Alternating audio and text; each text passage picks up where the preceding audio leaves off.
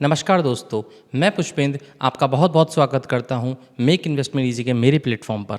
क्या हो अगर आप 15 सितंबर 2025 की जो डेडलाइन है इनकम टैक्स फाइल करने की उससे चूक जाए तो बहुत बहुत स्वागत करता हूं आपका मेरे यूट्यूब चैनल पर, जहां पर बात की जाती है पर्सनल फाइनेंस से रिलेटेड। और आज हम एक बहुत इंपॉर्टेंट टॉपिक के बारे में बात करने जा रहे हैं और वो टॉपिक है income tax return. Income tax file करने की लास्ट डेट 15 सितंबर 2025 है, जो कि एक्सटेंड की गई थी 31 जुलाई 2025 से। अगर आप 15 सितंबर 2025 तक इनकम टैक्स फाइल नहीं कर पाते हैं तो भी आपके पास एक चांस है कि बी लेटेड 31 दिसंबर 2025 तक आप इनकम टैक्स फाइल कर सकते हैं। लेकिन इसके कुछ कॉन्सिक्वेंसेस भी होंगे जो आपको बेयर करने पड़ेंगे। चलिए बात करते हैं इनकम टैक्स की डेडलाइन को मिस करने के बाद क्या क्या कॉन्सिक्वेंसेस होते हैं, या फिर आप कह सकते हैं कि डेट को मिस करने के बाद क्या क्या नुकसान होते हैं। Number 1, late filing fees. अगर इनकम टैक्स की डेट 15 सितंबर 2025 को आप मिस कर जाते हैं तो सबसे बड़ा नुकसान होगा आपको मॉनेटरी लॉस। आपको पेनल्टी के रूप में 1000 से 5000 रुपये तक एक्स्ट्रा चार्ज करने पड़ेंगे विद जीएसटी। जहां पर इनकम टैक्स फाइल आपको 5 लाख से नीचे करना है वहां पे आपके लगेंगे 1000 रुपये, और अगर वो बियॉन्ड जाता है 5 लाख से ऊपर तो वहां पर आपके लगेंगे 5000 रुपये। नंबर 2, बेनिफिट्स का नुकसान। अगर आपको कुछ बेनिफिट्स हुए हैं, फॉर एग्जाम्पल आप कैपिटल लॉस को कैरी फॉरवर्ड करना चाहते हैं तो वो आप नहीं कर पाएंगे।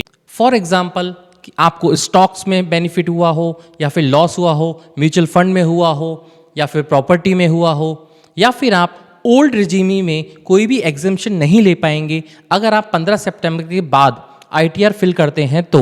बी लेटेड रिटर्न की भी एक डेट होती है और वो डेट होती है 31 दिसंबर 2025। मीन्स हर साल वो साल के एंड में 31 दिसंबर को वो डेट रखी जाती है। और अगर आपको अपडेट रिटर्न करना है, इसका मतलब ये है कि 15 सितंबर 2025 के बाद 31 दिसंबर 2025 से पहले आपको कुछ अपडेट्स करने हैं, तो उसके लिए गवर्नमेंट 31 मार्च 2030 मतलब 5 साल तक के लिए आपको अपडेट रिटर्न फाइल करने का मौका देती है। ये सिर्फ एडिशनल इनकम डिक्लेयर करने के लिए और एक्स्ट्रा टैक्स पे करने के लिए ही फैसिलिटी दी जाती है, लेकिन ये फैसिलिटी काफ़ी महंगी पड़ सकती है। अगर आप डेडलाइन के 12 महीने के बाद टैक्स फाइल करते हैं तो आपके ऊपर लगेगा 25% एक्स्ट्रा टैक्स, और अगर आप 48 महीने के अंदर टैक्स फिल करते हैं और 12 महीने से ऊपर तो आपके ऊपर लगता है पूरे 70% टैक्स उस इनकम का जो आप डिक्लेयर कर रहे हैं। और सबसे बड़ी प्रॉब्लम यह है कि इस टैक्स को फाइल करने के बाद आप इसमें कुछ भी अपडेट नहीं कर सकते, क्योंकि ये ऑलरेडी अपडेटेड टैक्स रिटर्न होता है। चलिए अब इंपॉर्टेंट डेट्स के बारे में बात कर लेते हैं।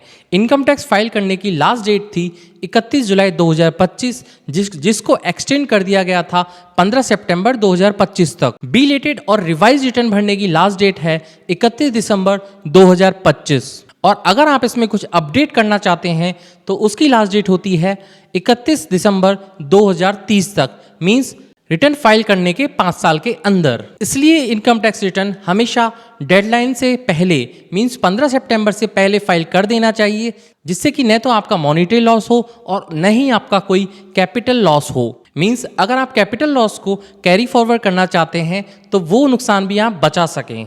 जब भी इनकम टैक्स की फाइल करने की लास्ट डेट आए उससे कुछ महीने पहले ही आपको रिटर्न फाइल कर लेना है।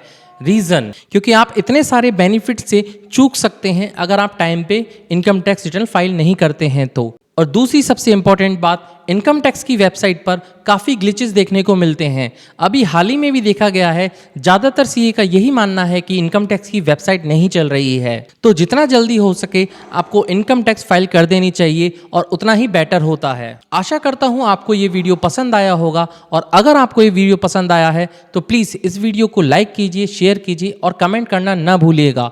और इसी प्रकार के पर्सनल फाइनेंस से रिलेटेड वीडियो देखने के लिए मुझे फॉलो ज़रूर कर लीजिएगा। Thank you.